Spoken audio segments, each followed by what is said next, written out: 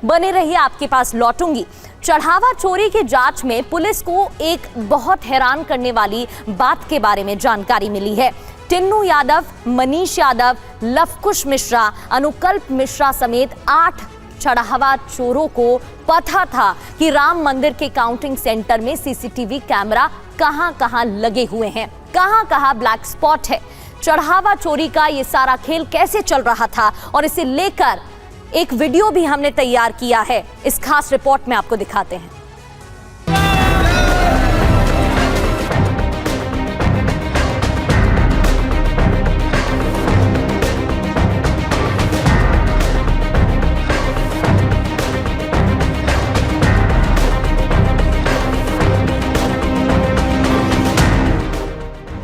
जनवरी 2024 ये वो तारीख है जब अयोध्या के भव्य राम मंदिर में प्रभु श्री राम मंदिर के विग्रह की प्राण प्रतिष्ठा हुई थी,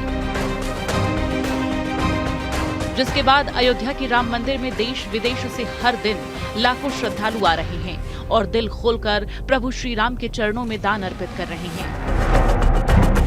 लेकिन किसी को अंदाजा नहीं था कि आस्था के इस सबसे बड़े केंद्र में कुछ लोग मिलकर रामलला के चढ़ावे पर डाका डाल रहे थे। राम मंदिर में चढ़ावे की चोरी के मामले ने पूरे भारतवर्ष को सन्न कर दिया है।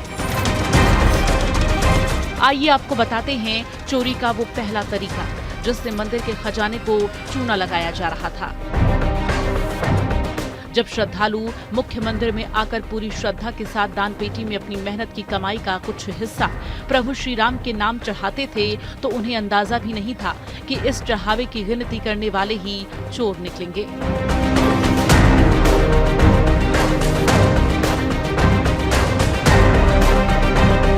दान पेटी से निकले चढ़ावे को जब काउंटिंग रूम में नोटों की गिनती के लिए ले जाया जाता था तो वहां तैनात कर्मचारी बड़ी चालाकी से खेल करते थे। गिनती के बाद इन नोटों को बैंक में जमा करने के लिए भेजा जाता था, लेकिन लगातार कुछ समय से बैंक पहुंचने वाले पैसों में 500 के नोटों की भारी कमी देखी जा रही थी। बैंक अधिकारी को जब इस पर शक हुआ तो मामला आगे बढ़ा। बैंक से इनपुट मिलने के बाद राम मंदिर प्रबंधन और अधिकारियों ने मामले को दबाने के बजाय बेहद गंभीरता से लिया। शक गहराने पर एक सीक्रेट इंटरनल इन्वेस्टिगेशन यानी अंदरूनी जांच शुरू की गई। चोरों को रंगे हाथों पकड़ने के लिए पूरे काउंटिंग रूम और आसपास के इलाकों में रात भर काम करके हिडन कैमरे लगाए गए। अब देखिए सीक्रेट कैमरे में जो कुछ कैद हुआ उसने सबके होश उड़ा दिए। कर्मचारी चोरी करने के लिए बाकायदा तालमेल बिठाते थे। एक साथी जानबूझकर सीसीटीवी कैमरे के सामने खड़ा होकर उसका व्यू ब्लॉक कर देता था ताकि पीछे क्या हो रहा है वो मुख्य कैमरे में न दिखे। इसी का फायदा उठाकर दूसरा शातिर साथी नोटों की गड्डियों में से 500 के नोट गायब करके अपनी शर्ट और पैंट की जेब में भर लेता था। इसके बाद चालाकी से इन नोटों को ले जाकर स्टाफ टॉयलेट के फ्लश बॉक्स पर कोनों में छुपा दिया जाता था। जैसे ही ड्यूटी खत्म होती या मौका मिलता, ये चोर टॉयलेट में छिपाए गए नोटों को चुपके से मंदिर परिसर से बाहर निकाल कर ले जाते थे। इसके बाद एक गुप्त ठिकाने या मकान पर बैठकर ये सभी आरोपी आपस में चोरी की गई रकम का बराबर बंटवारा करते थे। अब आपको चढ़ावा चोरी का दूसरा तरीका बताते हैं। जांच में चोरी का दूसरा तरीका बेहद शातिर था। ये अभियुक्त नोटों की गड्डी बनाते समय उसमें जानबूझकर कुछ अतिरिक्त यानी ज्यादा नोट जोड़ देते थे। बाद में बैंक पहुंचने से पहले ही इन अतिरिक्त नोटों को चुपके से निकाल लिया जाता था। इस तरह अकाउंट बुक्स और वाउचर में कागजी तौर पर रकम का मिलान तो बिल्कुल सही बैठता था, लेकिन असलियत में लाखों रुपए गायब कर दिए जाते थे। खेल सिर्फ कागजी नोटों तक ही सीमित नहीं था। इन चोरों का तीसरा तरीका था रामलला को चढ़ाए गए सोने और चांदी के आभूषणों की चोरी। श्रद्धालुओं द्वारा चढ़ाए गए कीमती गहनों, सोने के मुकुट और कुंडल जैसी मूल्यवान वस्तुओं को भी गिनती और वजन के दौरान नजरें बचाकर गायब कर दिया जाता था। लेकिन कहते हैं कि पाप का घड़ा एक दिन भरता ही है। सीक्रेट कैमरों में इन सभी अभियुक्तों की एक एक करतूत रिकॉर्ड हो गई। पुख्ता सबूत मिलते ही अभियुक्तों को जेल भेज दिया गया है। फिलहाल अभी कुछ ही सही, लेकिन आस्था के धाम में ऐसा धोखा करने वाले अब सलाखों के पीछे हैं। Bureau report, TV9 Bharatvarsh.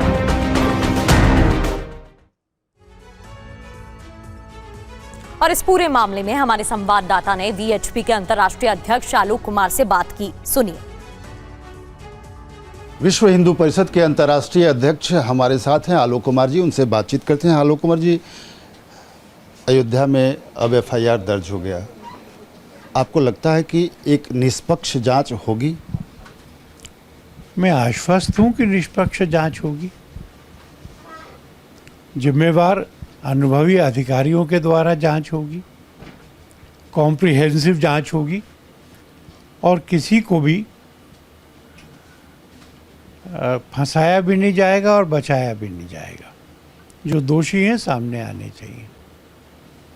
इसमें एक प्रश्न जो उठ रहा है कि पुलिस भी आपकी, प्रशासन भी आपका, ट्रस्ट भी आपका, लोग भी आपके, जो आरोपी हैं वो भी आपके, तो जांच एक ही पक्षी होगा, इसमें प्रॉपर जांच नहीं होगा, विपक्ष ऐसा मांग कर रहा है। वो लोग जांच नहीं कर रहे जो ट्रस्टी हैं, ट्रस्ट के कर्मचारी भी जांच नहीं कर रहे, विहिप के पदाधिकारी भी जांच नहीं कर रहे, जांच तो पुलिस कर रही है। तो किसी पर तो विश्वास करना होगा।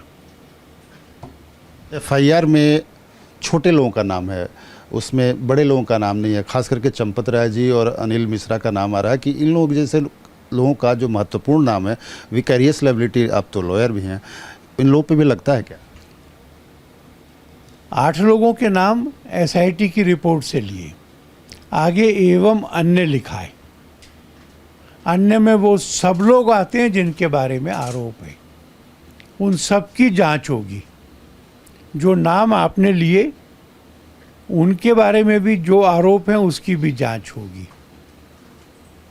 एक आज चर्चा है कि चंपत राय जी ने इस्तीफा दे दिया है, दबाव बहुत ज़्यादा है। मेरी जानकारी में नहीं है। कोई बातचीत वार्ता आपकी? ना। कहीं ना कहीं ये संघ परिवार, विश्व हिंदू परिषद के लिए एक स्पॉट लग गया। जिस तरह से मंदिर का निर्माण हुआ, कहीं स्पॉट। हम लोगों का कोई रोल नहीं है प्रशासन चलाने में, हम पर स्पॉट लगने की कहाँ से बात है। जिस दिन ये हुआ था, सुप्रीम कोर्ट का निर्णय आया था, मैंने उस दिन की प्रेस कॉन्फ्रेंस में कहा था, हमारा काम पूरा हुआ, मंदिर को बनाने और चलाने का काम हमारा नहीं है। इसलिए मैं नहीं समझता कि विश्व हिंदू परिषद पर कोई आरोप लग सकता है। मैंने ऐसा कोई आरोप देखा भी नहीं है। एक महत्वपूर्ण बात जो बार बार कहा जा रहा है, अरविंद केजरीवाल आज जाने वाले थे दर्शन करने, इसीलिए आज एफआईआर दर्ज हो गई, अन्यथा इतना डिले क्यों किया गया? मैं दोनों बातों से सहमत हूँ। आज अयोध्या में सूर्य इसलिए उदित हुए क्योंकि केजरीवाल जी वहाँ जा रहे थे और इसीलिए एफआईआर भी हो गई। आप आखिरी बात की, आपको लगता है कि जो इसमें प्रमुख लोग हैं, चंपत राय जी या अनिल मिश्रा जी, जिनका नाम भी लिया जा रहा है, उनको अब अपने पद से हट जाना चाहिए ताकि निष्पक्ष जांच एक हो सके? अपने विवेक से वो लोग तय करेंगे।